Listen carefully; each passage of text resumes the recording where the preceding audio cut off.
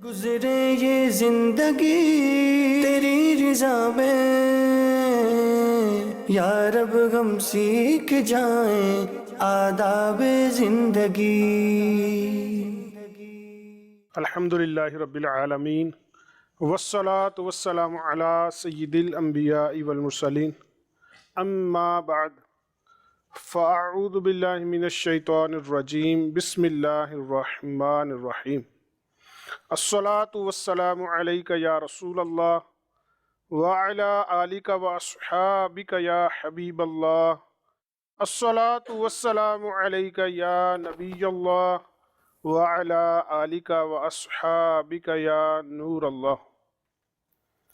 نبی کریم رؤوف الرحیم صلی اللہ تعالی علیہ وآلہ وسلم پر درود و سلام پڑھنا بہت بڑی سعادت ہے، اور علماء نے اپنی کتب میں اس بات کی صراحت کی ہے کہ نبی پاک صلی اللہ تعالی علیہ وآلہ وسلم پر درود پاک پڑھنا نبی پاک صلی اللہ تعالی علیہ وسلم کی محبت کی علامت ہے۔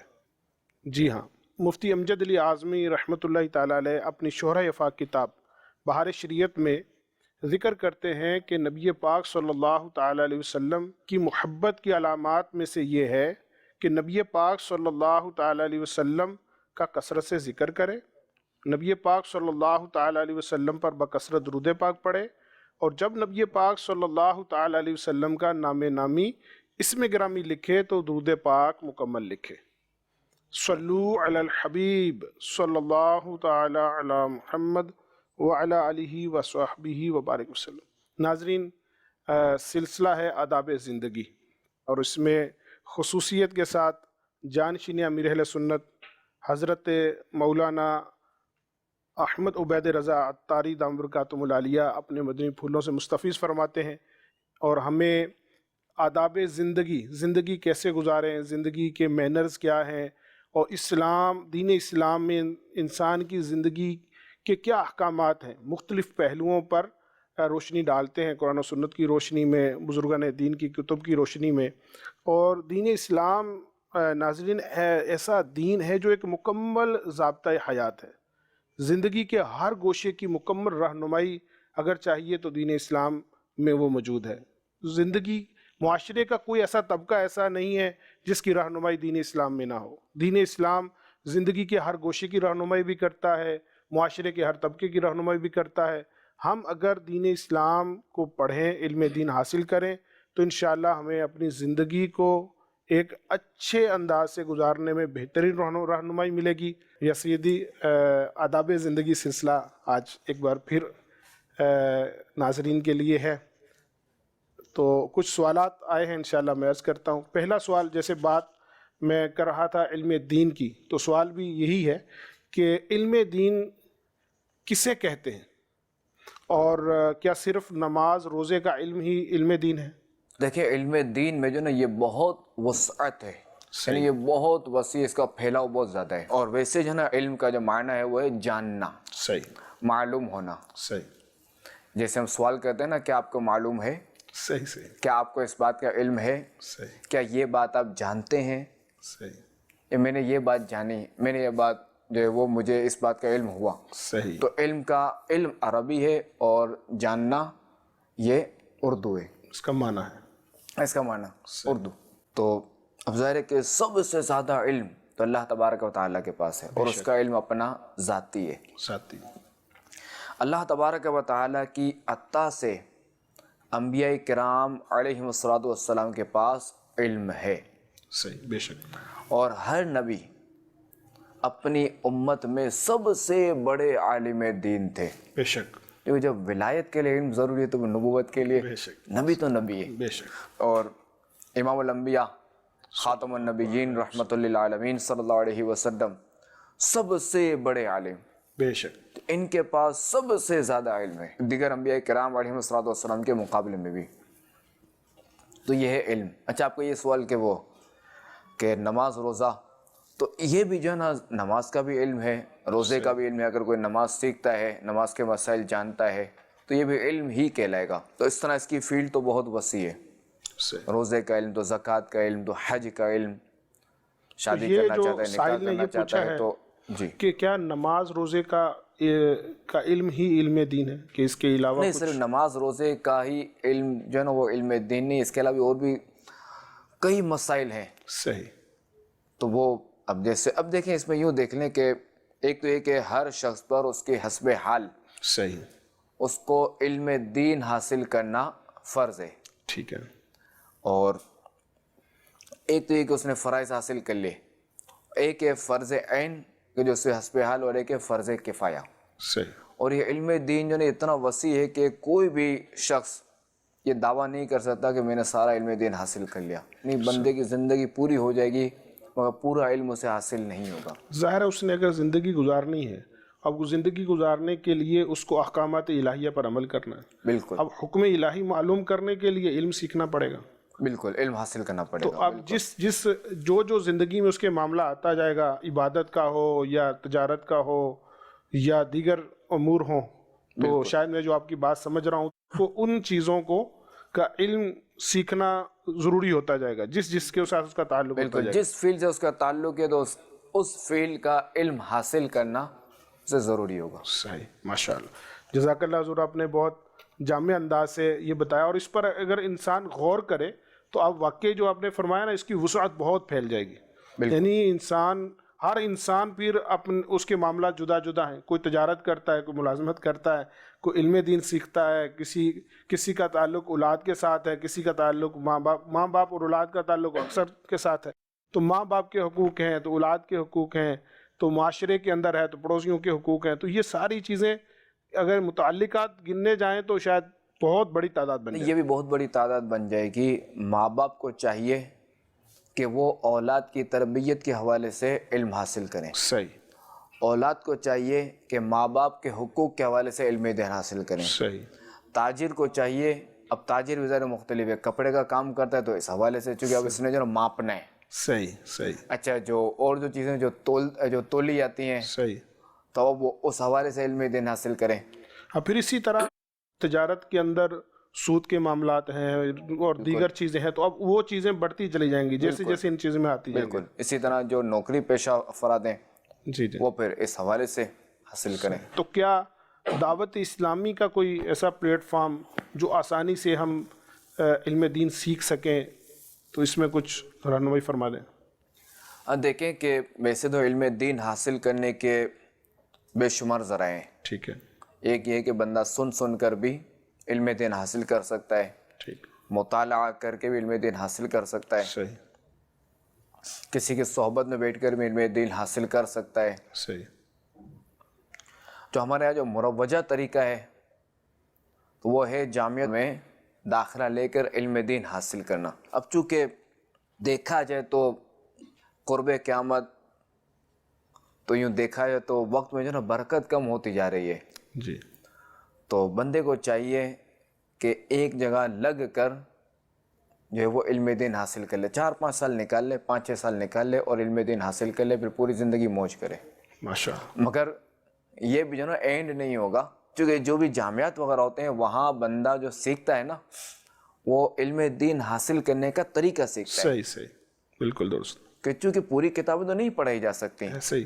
کہ 6-7 سال میں ساری کتابیں پڑھائی جائیں، یہ تو نہیں ہو سکتا. ساری کتابیں نہیں، جو نصاب میں کتابیں وہ پوری نہیں پڑھائی جا سکتی. صحیح. تو ان کتابوں سے یہ کہ طالب العلم جو ہے وہ علم اس کتاب سے کس طرح سیکھنا ہے، کس طرح علم حاصل کرنا ہے، وہ بس وہ طریقہ جان لیتا ہے، جس کو ہم کہتے ہیں اسلوب پتہ چل جائے اس کتاب کا. ماشاء اللہ. تو یوں درس نظامی کر لے اور علم دین حاصل کرے. اب اگر درس نظامی نہیں کر سکتا تو پھر یہ کہ دعوت اسلامی کے تحت جو مدنی قافلے سفر کرتے ہیں ان میں سفر کرے، کہ وہ بھی ایک بہترین ذریعہ ہے کہ وہ اپنے گھر سے دور ہوگا، مسجد میں رہے گا تو یوں وہاں پہ اسے موقع ملے گا. ٹھیک ہے. یکسوئی اس کے لیے جو نا وہ بہتر ہے. جو مدارس میں نہیں آ سکتے، جامعات میں نہیں آ سکتے، تو وہ آن لائن بھی علم دین حاصل کر سکتے ہیں، اور اس کے لیے فیضان آن لائن اکیڈمی. ماشاء اللہ. ماشاء اللہ. تو اس کے ذریعے درس نظامی بھی کرایا جا سکتا ہے، اور اس کے علاوہ بھی دیگر فرائض علوم پر مشتمل کورس موجود ہیں. بے شک. اگر کوئی نکاح کرنا چاہتا ہے نکاح کا کورس کر لے، تجارت کے حوالے سے کورس کر لے، تو یہ مختلف کورسز ہیں. میرے خیال سے 30+ جو نا وہ کورسز ہیں. ماشاء اللہ. تو وہ کورسز کر لیں، ان میں سے کوئی کورس لیں جو چاہیں. یہ چند دن پہلے ہی میں نے ایک پوسٹ دیکھی تھی کہ کوئی فرض علوم سیکھیے کتاب بھی مرتب ہو کر آئی ہے. بالکل، چونکہ ہر شخص پر اس کی حسب حال مسائل سیکھنا، مسائل جاننا یہ ضروری ہے. صحیح. تو الحمدللہ الکریم دعوت اسلامی نے ایک یہ کتابیں نکالی ہے، فرض علوم سیکھیے. ماشاء اللہ. تو اس ایک کتاب میں ہی کافی معاملات ایک حد تک یوں کہہ سکتے ہیں کہ ایک حد تک جو ہے وہ ماشاء اللہ اس میں مسائل ہیں. واہ. ایک کتاب خرید لیں اور اپنے کئی چیزوں کو حل کر لیں اسی کتاب سے. بالکل. ماشاء اللہ. ناظرین، میں آپ کو ضرور مشورہ دوں گا کہ اس کتاب کو تو پہلی فرصت میں خرید لیں. آپ کے شہر کے مکتبۃ المدینہ پر آپ اس کتاب کو طلب کریں گے تو انشاءاللہ وہ کتاب آپ کو مل جائے گی. اس کتاب کو ضرور حاصل کریں. ویب سائٹ پر آپ مفت اس کو حاصل کر سکیں گے، اور اس کتاب کے اندر آپ کو عبادات، معاملات اور بہت ساری اپنی زندگی کے امور کا علم حاصل کرنا آسان ہو جائے گا. اللہ تعالی ہمیں علم نافع نصیب فرمائے. یزیدی معاشرہ تیزی سے بدل رہا ہے اور نظام تعلیم کے اندر بہت چینجنگ آ رہی ہے، ماڈرن ٹولز آ رہے ہیں، جدید ٹیکنالوجی آ رہی ہے. تو جیسے انسان بہت زیادہ ماڈرن ٹولز کی طرف جا رہا ہے تو ان ماڈرن ٹولز کا بے تحاشا استعمال بھی ساتھ آ گیا. خاص کر جو نوجوان طبقہ ہے وہ اس ٹیکنالوجی کو، موبائل کو، ٹیبلٹ کو ایسے لگتا ہے کہ جیسے وہ ایک آسیب ثانی ہو جاتا ہے ان کو. تو اب وہ اسی کیفیت میں زندگی گزار رہے ہیں. تو اس کا کوئی ایسی رہنمائی کہ کیسے اس سے بچا جا سکے؟ اب دیکھیں کہ جدید ٹیکنالوجی، اس کا استعمال کرنا چاہیے، اس سے فائدہ حاصل کرنا چاہیے، مگر اس میں منہمک ہو کر اس میں اتنا مشغول ہو جائیں کہ جو اپنا اصل مقصد ہے وہی ہم بھول جائیں تو یہ خطرناک ہے. اب یوں واقعی کہ دیکھا جائے تو ایک بڑی آزمائش ہے کہ مدارس دیکھیں، جامعات دیکھیں، یونیورسٹیز دیکھیں، جو بھی دیکھیں، اسکولز دیکھیں، یہ سب جو ہے نا وہ اس لت میں مبتلا ہیں، اللہ اس میں پڑے ہوئے ہیں. اب ایسا نہ ہو کہ آگے چل کر جو ہے وہ کہ کوئی ہمیں جو ہے نا وہ علماء کیسے ملیں گے، چلو علم دین. اور یوں اگر یہ بھی ہم دیکھیں تو وہ ڈاکٹرز، جو ڈاکٹری پڑھ رہا ہے، اب وہ اگر اس میں لگا رہے گا تو کیا پڑھے گا؟ جو سائنسدان بننا چاہتا ہے وہ اس میں لگا رہے گا تو کیا کرے گا؟ جو بھی ٹیکنالوجی ہو، جو بھی چیز ہو، اس میں اتنا مشغول نہ ہو کہ ہم اپنے اصل مقصد کو بھلا دیں. یعنی بقدر ضرورت اسے استعمال کیا جائے. صحیح. اور دیکھیں کہ ہمیں تو دین اسلام نے کب کا بتا دیا ہے، 1400 سال پہلے سے. اولاد یہ بھی نعمت ہے. صحیح. اب ماں باپ اس اولاد میں اتنے منہمک نہ ہو جائیں کہ اللہ تعالیٰ کی یاد سے غافل ہو جائیں، اللہ تعالیٰ کی عبادت سے غافل ہو جائیں. اللہ اکبر. تو ہمارا مقصد تو دنیا میں آنے کا یہ نا اللہ تعالیٰ کی عبادت کرنا. اب ظاہر ہے کہ ہمیں اپنے مقصد سے نہیں ہٹنا چاہیے. صحیح. تو واقعی یہ دین اسلام ہے، اسلامی تعلیمات ہیں کہ ایک ہمیں قاعدہ کلیہ دے دیا کہ کسی بھی چیز میں منہمک نہ ہو کہ اپنے اصل مقصد سے وہ غافل ہو جائیں، اس سے ہٹ جائیں. اب چاہے اولاد ہو، مال ہو، یا جو بھی ہو، یا سواری ہو، یا یہ آج کل جو ہے موبائل وغیرہ ہو، یا ٹیبلٹ ہو، یا یہ چیزیں ہوں. آپ کی گفتگو کے دوران مجھے امیر اہل سنت دامت برکاتہم العالیہ کی وہ تحریر کا ایک جملہ یاد آ گیا. رسالہ غفلت امیر اہل سنت کا جو بیان ہے، اس کے سٹارٹ میں جو ایک حقائق ذکر کی، اس کے مدنی پھولوں میں آپ فرماتے ہیں کہ ہر نعمت میں ضرورت سے زیادہ انہماک باعث غفلت. ہر دنیاوی نعمت میں ضرورت سے زیادہ انہماک کو آسان کرنا پڑے گا، یعنی مشغول ہو جانا، اس میں مبتلا ہونا، یہ باعث غفلت ہے. یا سیدھی یہ جو آپ نے موبائل کا اور ان کا بتایا، مجھے ایک ڈاکٹر صاحب سے ایک ملاقات میری ہوئی تو وہ بتا رہے تھے کہ جب سے ہمارے بچے نوجوان اس میں مبتلا ہوئے ہیں نا، تو آنکھوں کی خرابی، گردن کی پرابلم، پٹھوں کا کھچاؤ، اس کے مریض بڑھ گئے ہیں. اب ایک ہی پوزیشن میں گردن جھکا کر دیکھ رہے ہیں یا بہت زیادہ نظر کا استعمال کر رہے ہیں، تو یہ پرابلمز بھی کافی بڑھتی جا رہی ہیں. اصل میں یہ ہے نا کہ بچہ جو ہے یہ ابھی اس کی عمر ہے اچھلنے کودنے کی، اچھلے گا کودے گا تو اس کے اعضاء مضبوط ہوں گے. اب یہ تو وہیں بیٹھ گیا. صحیح. اب اس کے صرف آنکھیں ہی کام کریں، سارا زور اسی پہ پڑ رہا ہے، یہ زور تقسیم نہیں ہو رہا. صحیح. تو یوں ڈسٹربنس تو ہوگی. صحیح. تو واقعی کہ بچوں کو جو نا کھلونے بھی اس طرح کے دینے چاہیے جس میں بھاگ دوڑ ہو، ایکٹیو ہو بچہ. سوال چلائیے. کہ کچھ لوگ کہتے ہیں کہ علماء انبیاء کے وارث ہیں، تو ویسا کہنا درست ہے؟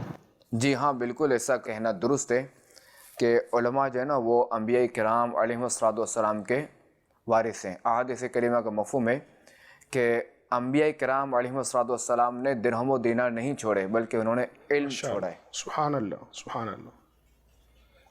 مزید سوال چلائیے۔ سردی سے بچنے کے لیے کیا کیا مفید چیزیں استعمال کی جا سکتی ہیں؟ موسم بھی سردی کا آ رہا ہے حضور۔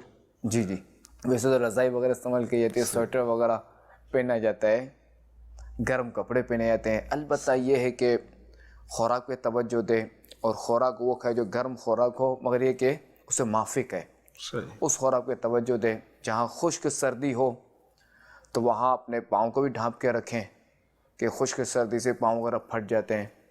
ہمارے شہر میں بھی ہے نا کہ جب وضو کرے سردیوں میں، چونکہ وہاں بریلی شہر میں اور یہ پیلی بھیت وغیرہ اس طرح سردی جو خشک ہوتی تھی، تو وہ جو مسئلہ لکھا ہوا ہے کہ کس طرح پاؤں وغیرہ دھونے، پاؤں کی انگلیوں کے درمیان خلال بھی کرے، اور سردیوں میں جو ہے وہ پہلے چپڑ لینا یہ مستحب بھی لکھا گیا ہے۔ صحیح تو یہ وہیں جہاں خشک سردی ہو، صحیح صحیح اور یہاں پنجاب میں جو سردی ہوتی ہے نا وہ تر ہوتی ہے۔ صحیح۔ جیسے میرا اپنا تجربہ ہے کہ جہاں خشک سردی ہوگی تو میرے لیے آسانی ہوگی، اچھا سے مجھے پسینہ نہیں آئے گا۔ اچھا جہاں سردی نمی والی ہوگی صحیح وہاں مجھے پسینہ آئے گا، صحیح پھر وہاں سردیوں میں بھی پنکھے کی ضرورت پڑتی ہے۔ صحیح۔ جی مزید سوالات چلائیے۔ میرا سوال یہ ہے کہ حج کے لیے جمع کی جانے والی رقم پر زکوٰۃ اور بیٹیوں کی شادی کے لیے جمع کی گئی رقم پر زکوٰۃ دینا ہوگی یا نہیں؟ جی ہاں، شرائط پائے جانے کی صورت میں حج کے لیے جو جمع کی گئی رقم اور بیٹیوں کے شادی کے لیے جو جمع کی گئی رقم اگر شرائط پائی جاتی ہیں دیگر تو ان پر بھی زکوٰۃ فرض ہوگی، اللہ اکبر۔ اور اب یہ غور کریں زکوٰۃ ناظرین، دینی ہی ہوگی۔ ناظرین غور کریں کہ یہاں علم دین سیکھنا کتنا ضروری ہے۔ اب عام آدمی تو سمجھتا ہے یہ میں نے حج کے لیے رقم الگ کر کے رکھی ہے، یہ تو میری بیٹیوں کا جہیز ہے، میں ان کی ذمہ داری پوری کروں گا یا کروں گی، لیکن اگر ہمیں یہ معلوم نہیں کہ اس ذخیرہ مال پر بھی زکوٰۃ ہے تو اگر ہم اس کا علم حاصل نہیں کریں گے تو مسلسل گناہ گار ٹھہر سکتے ہیں۔ جی مزید سوال چلائیے۔ حضور کی بارگاہ میں ایک سوال ہے۔ اللہ تعالیٰ دعا کی قبولیت کا وعدہ فرماتا ہے اور وہ اپنی رحمت سے اپنے بندوں کی دعائیں قبول فرماتا ہے، لیکن ہم دیکھتے ہیں کہ بعض دعائیں ہماری مانگی ہوئی قبول نہیں ہوتی، ایسا کیوں؟ برائے کرم ارشاد فرما دیں۔ بالکل، اللہ تبارک و تعالیٰ جو ہے وہ دعا قبول فرماتا ہے، اس قرآن پاک میں بھی ارشاد نے فرماتا ہے۔ بے شک۔ تو البتہ یہ کہ بعض اوقات دعا کا پھل ہمیں اپنے مانگے ہوئے الفاظ میں یا اپنے مانگے ہوئے کہ ہم جو چاہتے ہیں وہ ہمیں نہیں ملتا، وہ ہمیں نظر نہیں آتا۔ تو اول تو یہ ذہن بنا لے کہ الدعاء مخ العبادہ، کہ دعا عبادت کا مغز ہے۔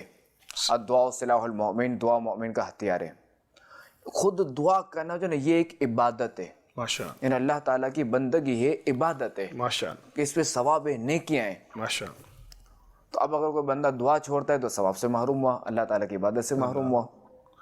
یہ عرض کرتا ہوں کہ دعا تین حال سے خالی نہیں ہوتی، یا تو یہ کہ اس نے جو چیز مانگی وہ چیز اسے دے دی جاتی ہے، صحیح۔ یا یہ کہ اس کی کوئی مصیبت آنے والی ہوتی ہے، وہ مصیبت اس دعا کی وجہ سے ٹل جاتی ہے۔ صحیح۔ اور مزید یہ کہ بروز قیامت جب بندہ دیکھے گا کہ اس کی دعائیں جو اس نے مانگا تھا وہ اسے نہیں ملا، اب وہ جب وہاں جو اس کے انعام و اکرام دیکھے گا، وہاں جو اس کی جزا دیکھے گا تو یہ تمنا کرے گا کہ کاش میری دنیا میں کوئی دعا قبول نہ ہوئی ہوتی۔ اللہ اکبر اللہ اکبر۔ اللہ تبارک و تعالی ہماری دعائیں مقبول بھی فرمائے اور اس کی آمین۔ نعمتیں جو دعاؤں پر ہیں وہ ہمیں خوب عطا فرمائے۔ اور یہ بھی عرض کرتا ہوں کہ دعا مانگنا یہ اللہ تبارک و تعالیٰ کو پسند ہے، کہ اللہ تبارک و تعالیٰ سے بندہ سوال کرے، یہ اللہ تعالیٰ کو پسند ہے۔ یہ صحیح، یعنی دعائیں جتنی زیادہ کریں گے تو یہ عبادت بھی ہے اور اللہ تعالیٰ کی رضا کا سبب بھی ہے۔ بالکل۔ اور دوسرا یہ کہ حالت اعتدال میں بھی اللہ تعالیٰ سے دعائیں کرتے رہنی چاہیے، کہ صرف یہ نہ ہو کہ برے وقت ہی میں دعا کریں۔ صحیح۔ چاہیے سیدھی نیا کپڑا کس دن شروع کریں؟ نیا کپڑا یہ کہ جمعہ کے دن پہننا چاہیے، کہ ہمارے آقا علیہ الصلوۃ والسلام اکثر جو ہے وہ جمعہ کے دن شروع فرماتے تھے، ماشاء اللہ۔ نیا کپڑا اکثر یا عموماً۔ عموماً۔ صحیح۔ والدین کی نافرمانی یقیناً بہت بڑا گناہ ہے، تو والدین کے نافرمانوں کو برائے کرم آپ کچھ سمجھا دیں۔ دیکھیں کہ والدین جو ہے نا وہ اپنی اولاد کے لیے جنت بھی ہیں اور دوزخ بھی ہیں۔ اگر اولاد ان کی نافرمانی کرتی ہے تو یہ ان کے لیے جہنم ہے، اگر اولاد ان کی فرما برداری کرتی ہے تو یہ ان کے لیے جنت ہے۔ رسول اللہ صلی اللہ تعالیٰ علیہ وآلہ وسلم کا فرمان ہے، ماں باپ تیری دوزخ اور جنت ہے۔ ایک اور مقام پر خاتم النبیین صلی اللہ علیہ وسلم نے ارشاد فرمایا، سب گناہوں کی سزا اللہ تعالیٰ چاہے تو قیامت کے لیے اٹھا رکھتا ہے، مگر ماں باپ کی نافرمانی کی سزا جیتے جی پہنچاتا ہے۔ استغفر اللہ۔ تو والدین کے جو نافرمان ہوتے ہیں انہیں بعض اوقات دنیا میں بھی سزا مل جاتی ہے۔ اللہ اکبر۔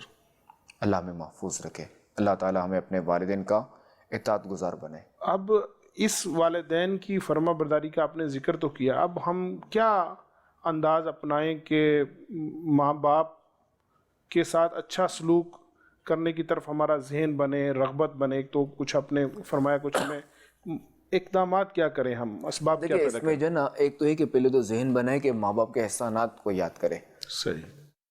کہ جب بچہ چھوٹا ہوتا ہے تو اس وقت والدین کس طرح اس کی خدمت کرتے ہیں، صحیح۔ تو یہ ذہن بنائے کہ والدین نے سردی میں اس کو کیسے بچایا، گرمی میں اس کے لیے کیسے انتظامات کیے، باپ کس طرح کما کے لاتا تھا، باپ کس طرح اپنی اولاد کے لیے اپنے لقمے کم کرتا تھا، کس طرح اپنا کھانا پینا قربان کرتا تھا، صحیح۔ کس طرح ماں اپنا کھانا پینا قربان کرتی تھی، ماں کس طرح ہمیں وقت دیتی تھی، کھانا پکانے جا رہی، کبھی کیا کری، گرمیوں میں چولہے کے پاس جانا، صحیح۔ دودھ گرم کرنا، یہ سارے اس طرح کے احسانات یاد کرے اولاد۔ صحیح۔ تو ایک طرف آپ نے یہ ارشاد فرمایا کہ اللہ تبارک و تعالیٰ کا حکم ہے، اللہ کے رسول کا حکم ہے ماں باپ کی خدمت کرنا، ان کے ساتھ اچھا سلوک کرنا، اور پھر جب ان کے احسانات کو انسان یاد کرے گا تو اور بھی زیادہ خدمت کی طرف رغبت۔ لیکن ایک تو یہ کہ احسانات کو یاد کرے، اور دوسرا یہ کہ سب سے بڑی بات تو یہ کہ اللہ و رسول نے فرمایا ہے۔ ماشاءاللہ ماشاءاللہ۔ جب بندے کا یہ ذہن بن جائے نا کہ بندہ کوئی بھی کام کرنے جائے تو یہ دیکھیں کہ اس بارے میں اللہ و رسول کیا فرماتے ہیں، سبحان اللہ۔ ہاں لبیک کر گزرے، اللہ اکبر۔ ماشاءاللہ۔ لا نہ ختم۔ صحیح۔ ماشاءاللہ۔ یا سیدھی نماز سب سے افضل عبادت کہا جاتا ہے، اس کی کنجی کیا ہے؟ اس کی کنجی، جنت کی کنجی کیا ہے؟ نماز۔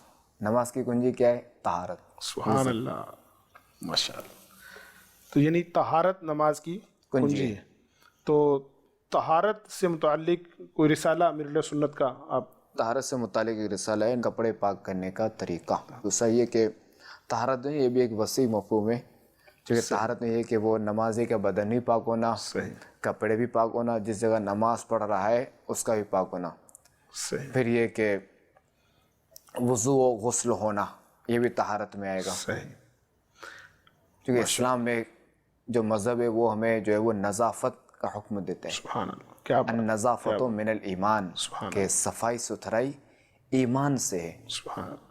آپ کے بارے میں ضرور سنا ہے کہ آپ ماشاءاللہ اس معاملے میں بڑے وہ حساس ہیں، تو یہ کیسے ذہن بنتا ہے کہ آپ، یعنی کئی ایک اسلامیوں سے میں نے سنا ہے کہ آپ اس معاملے میں بڑی احتیاط سے کام لیتے ہیں؟